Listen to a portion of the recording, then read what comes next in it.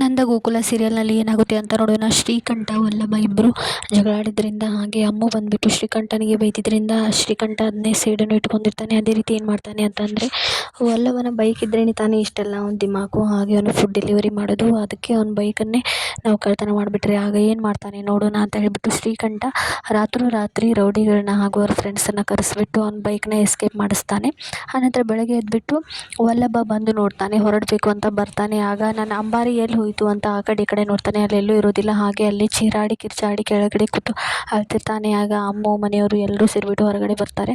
ನನ್ನ ಬೈಕೇ ಇಲ್ಲ, ಯಾರು ಕದ್ಕೊಂಡ್ಬಿಟ್ರು, ಅಪ್ಪ ಕೊಟ್ಟಿದ್ದು ನನಗೆ ಗಿಫ್ಟು ಬೈಕೇ ಇಲ್ವಲ್ಲ ಅಂತ ಅಳ್ತಿರ್ತಾನೆ. ಆಗ ಅವರನ್ನ ಮಾಧವ ಏನು ಕೇಳ್ತಾನೆ, ಬೈಕ್ದು ಇನ್ಸೂರೆನ್ಸ್ ಇದೆಯಲ್ಲ, ಸಿಗುತ್ತೆ ಬಿಡು, ಯಾವ್ದಕ್ಕೆ ಹೇಳ್ತಾ ಇದೆಯಾ ಅಂತ ಕೇಳ್ತಾನೆ. ಅದಕ್ಕೆ ಅವನು ವಲ್ಲಭ ಹೇಳ್ತಾನೆ, ಅದಕ್ಕೆ ಇನ್ಸೂರೆನ್ಸ್ದು ಮುಗ್ದಿದ್ದು ಲ್ಯಾಪ್ಸ್ ಆಗಿದೆ, ಅದಕ್ಕೆ ಇನ್ನೂ ಟೆನ್ಷನ್ ಆಗ್ತಾಯಿದೆ ಅಂತ ಹೇಳ್ತಿರ್ತಾನೆ. ಆಗ ಅವ್ರ ಅಪ್ಪ ನಂದ ಹೇಳ್ತಾನೆ, ಹೀಗೆ ಬೇಜವಾಬ್ದಾರಿ ಇದ್ದರೆ ಹೀಗೆ ಆಗೋದು, ಇದು ಯಾರೋ ಗೊತ್ತಿದ್ದೇ ಮಾಡಿದ್ದಾರೆ ಅಂತ ಹೇಳಿಬಿಟ್ಟು ಅವನು ವಲ್ಲಭನಿಗೆ ಬೈದ್ಬಿಟ್ಟು ಒಳಗಡೆ ಹೋಗ್ತಾನೆ. ಈ ಕಡೆ ಅಮ್ಮು ಅಂತೂ ಅವನನ್ನು ಸಮಾಧಾನ ಮಾಡೋಕ್ಕೆ ತುಂಬಾ ಕಷ್ಟಪಡ್ತಿರ್ತಾಳೆ. ಹಾಗೆ ಅವ್ರ ಮಾವ ಇರ್ತಾರಲ್ಲ, ನಿನಗೊಂದು ಪ್ಲ್ಯಾನ್ ಹೇಳ್ತೀನಿ ನಡಿ ಅಂತ ಹೇಳ್ಬಿಟ್ಟು ಮಾವ ಹಾಗೆ ಅವರಿಬ್ಬರು ಹೋಗ್ತಾರೆ.